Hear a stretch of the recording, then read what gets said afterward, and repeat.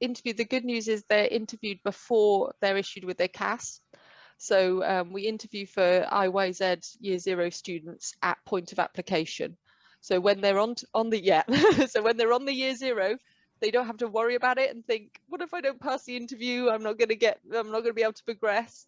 They already know they've got that in the bag. They're all ready and they're set. Well, I haven't checked this year, but in the first 2 years we did it, it varied between 5 and 10%. I think it's probably 5% or less now. With the Teams interview, I think we're getting higher acceptance with that than we did with the face-to-face. The face-to-face one is maybe a little bit tougher because they have a multiple choice maths exam, whereas the Teams one, which we do for all international students, that's what we've always done. We just ask them a series of questions and they have to get 3 out of 5 at least right. Because our admissions team, we have a specialist one who just work on the interviews and the selection events. I know for the home applicants, when they email them the date with the Teams link on, they also email them the links to the mock tests. And I think because these students will come through that route as well, I think they will get it. If they're not getting them, then we can sort that out and make sure that you have that information. But they should be sent it automatically. Normally when I'm interviewing people, I ask them, oh, did you have a go at the mock test? Try and put them at ease. They say, yes, it was okay. So, and if they haven't or they haven't received it, we could always rearrange. It's not a problem. They can, you know, and if they miss their interview, just ring up or, you know, send an email and we'll arrange another one. You know, don't be embarrassed. It's absolutely fine. Yeah, yeah, I do. I've been on, I didn't mention it in my presentation because obviously I'm a little bit cautious at the moment because of the global pandemic situation. That in normal times, I mean, we've clearly had to put this on hold. We are still offering sort of some virtual exchange and conferences and those kind of information for students. But in the past, yeah, I've been involved with a few global trips. I've been to Hong Kong twice. The first time on a mass trip where we took lots of students, and the second time we went back the year after and took just pharmacy students. We had 43 students from pharmacy went with us. It was myself, the head of department, and Tanya, who's very friendly, head of teaching and learning in the school. We went to Hong Kong University and we looked at traditional medicines, and we actually had some acupuncture and cupping and other treatments done on us too. And they talked us through the principles of that and how that works and how it compares. I think the students really enjoyed that, how it could integrate with Western medicine or whether it was very separate. We also went to the Museum of Medical Sciences there, and we measured, we had a talk all about SARS, which is very relevant now, and how that what had happened there. So we look back at that now and we've discussed it with the students and they're like, oh yes, we remember that trip. We went to the forensic science department as well, and we talked about sort of movement of animal parts and things like toucan bills and all these kind of things, hornbill, etc. And glass eels and smugglers, and it was really interesting. I very much enjoyed it. So it's really giving the students an opportunity not only to see a city, and we did some nice touristy things as well, went to the Big Buddha, etc. But to do things that you wouldn't be able to do on holiday. So I think that was the big difference. Another one, I went to New Orleans with the students in Louisiana, and took them to the biggest microbiology conference in the world, 10,000 microbiologists all together in one place. And we went to the oldest pharmacy in New Orleans and had lots of great talks, etc. So lots of stuff you can do. The other thing that they really like doing is like you said, is the local aspects, Daniel. So they've got very involved with cancer care charities, Macmillan Cancer Care, and just providing basic care and someone to talk to. I think those kind of skills can really help with pharmacy, and also are fantastic for your CV as well for the future. And helping with diagnosis of diabetes, these kind of projects that you can do just, you know, within Leicester. You don't have to travel anywhere. They can get involved with those too. Wow. So there's one trip in New York that usually happens in January, and it's the biggest trip, I think, of any university in the whole of the UK, where 1,000 students went to New York, all from different programs, and did some activities related to their course, but then did some activities as well, like go to the Statue of Liberty and Broadway and things like that. And I think, not just from my perspective, when I took part in the program, it wasn't just, you know, it helped me on my course, but it helped me get on better with my peers and also my teachers and my tutors as well. I think that's one benefit that probably you don't realize straight away, but actually you get a better relationship, and then in the future helps you, if you've got any problems, you feel more comfortable going to your tutors and your teachers. I don't know if, Susanna, that happened for you as well. Yeah, absolutely. I mean, some of the students, you really get to know them on these trips. It's really nice. And because we're all kind of staying in the same hotel, we all go out to dinner together, etc. So it was really nice experience. Some of our students went on the trips to New York as well. My colleague Helen, who's one of the program leaders for pharmacy, took them on that trip, and she had links with Walgreens, which is a big kind of drug company out there. So she was took them to Walgreens for experience. The forensic science students went to the pathology department in New York. So yeah, really, we've engaged really well with that within the school, I think. So yeah, within the EU as well, we've been to Italy in the school, and also to the Netherlands, to Amsterdam in the last couple of years. So yeah, quite a few trips. Students, the student experience at DMU, there's just so much to do. You kind of run out of time in the day to get everything done. But yeah, that I think for international students as well, I've always seen that international students, they've obviously come to the UK, they like to travel anyway, so they're more likely to get involved in these opportunities, definitely.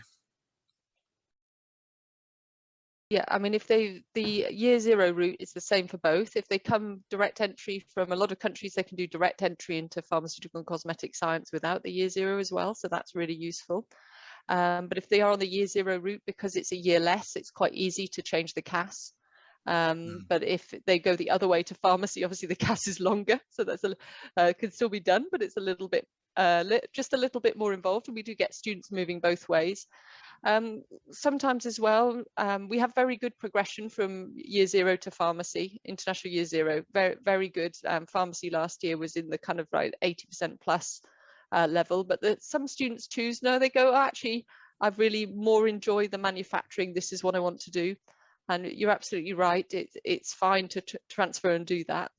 We also have a kind of a second chance as well. So if students go on to PCS and then decide, oh no, I did want to do pharmacy, after the first year, there's another transfer window as well.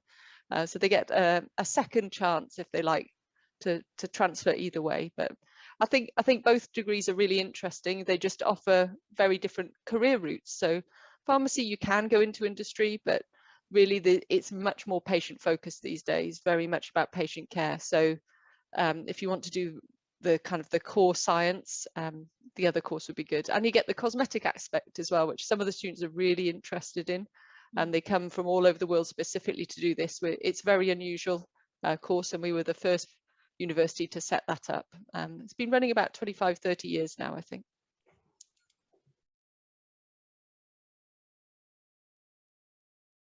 So it depends. In IYZ, they in the year zero, they've very much looking at kind of bringing students up quickly or all the same level to enable them to really achieve well on the course. So the maximum number of students in a class for that is normally 18.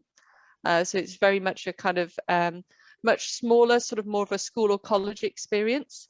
When they do go into some of the practical classes, they do start to double that up and go into larger numbers. But for the sort of more of the lecture tutorial workshop style part of the course, it's very much more of a kind of classroom situation. Once students progress onto the degrees for pharmacy, there's 160 normally in year one. So for lectures, online discussions, we'd all be together. But that's fine, because that's just a bit like this, and they can post questions, or they can put their hand up and then put the camera on and talk to us, etc. But when we go into the practicals, and this is a bit different from some universities where I worked before, we had very big laboratories where I worked before. Here, our laboratories take normally a maximum of 40 students. So although there might be 160 students in a lecture, Once we get to teaching practicals, workshops, we're in smaller groups, and students are in that same small group all year. It also means they get more of a chance to chat to me. So if I'm in a class of 40, maybe in the microbiology lab, I can get around and I can talk to all of the students during the class. I have someone helping me as well, like a postgraduate assistant or another lecturer as well.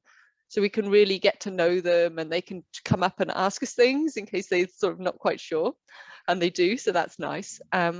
Then for things like tableting or dispensing, we break it down further. So 40 would be our big group, then we have a group of 20 for our small group, and then sometimes we work in groups of 10. So they're kind of subgroups of the larger practical group, if you like. So even though there's quite a few students on the course, you still get that kind of more one-to-one attention within those smaller groups, and we can really get around them. Very similar in PCS, in pharmaceutical and cosmetic science, except normally we would just have the 2 maybe practical groups, then 4 tutorial groups, etc. For that too. So exactly the same principle, normally about 80 students in year 1 on that. Very much varies. On the international year 0, we have a lot of students from South Asia, a lot of students from Europe historically as well, although that might change as well. In terms of the pharmacy course, probably about 10% of the students are overseas. Do tend to mix and integrate very well with everyone. We're all a friendly lot, have friendly lecturers as well.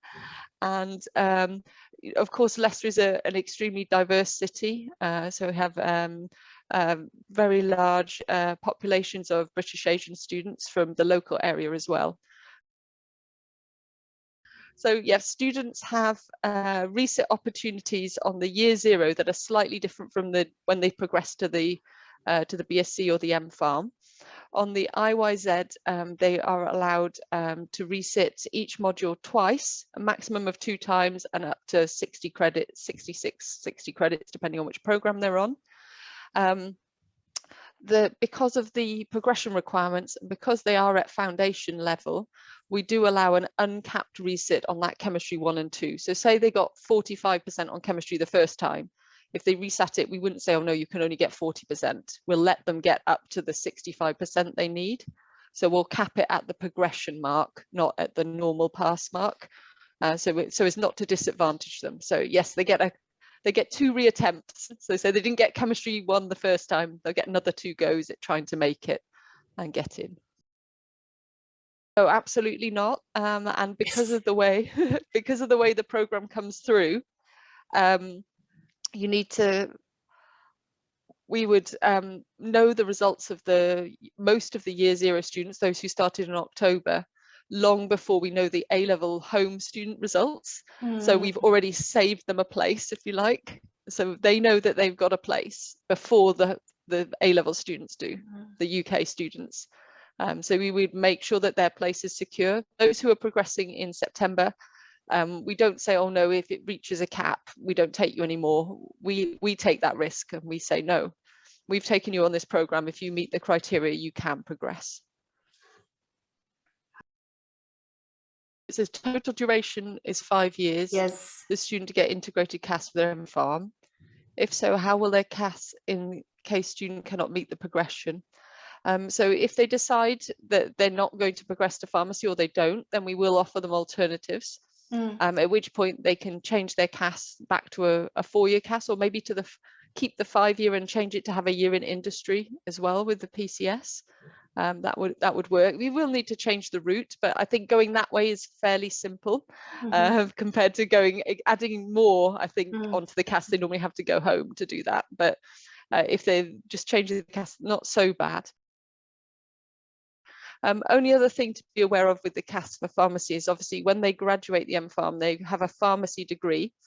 Now, a lot of the students want to go home anyway to their home country and do their equivalents there for their registration.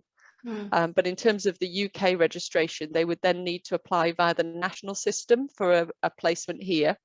There are places for international students on that, and some of them, they do meet the threshold for it would be a tier 2 visa then.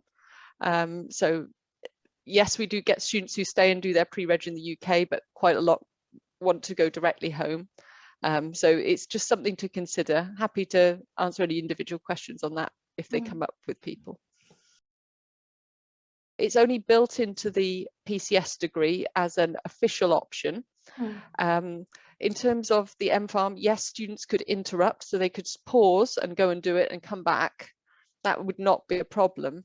The only issue you might get is that they obviously that would add another year to the CAS. They're already having a 4-year CAS if they're direct entry and 5-year for year 0 entry.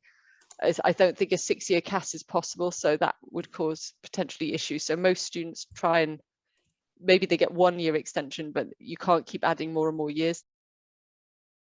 They don't get paid for the integrated ones where they have to spend a few days in hospital community every year. That's just part of the program, and we actually have to pay the hospital for that. So it's kind of, you know, we're paying them to provide the students an experience. In terms of other things, yes, they do get paid though. So on the open day, I have Alex on with me. He's a brand ambassador. And I also have other students who are international students too, and they get paid UK living wage for anything they do connected to promoting the university. They can also do front runner placements. There are not enormous numbers of those, but a few every year. That might be kind of a research, more of an internship. So any scheme like that, yes, they get paid. You may be referring, I'm not sure, to when they graduate and then they go on and do the pre-reg year. At the moment, yes, students do get paid for that.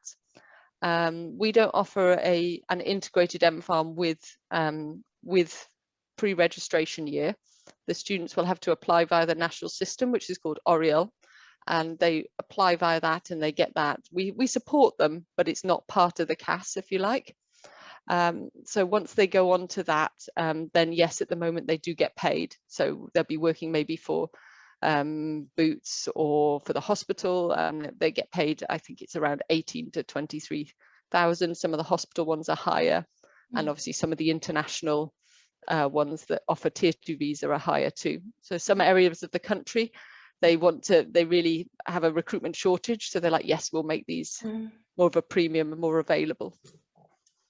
I hope that helps. Thank you so much for joining us. It's been great to have you all here.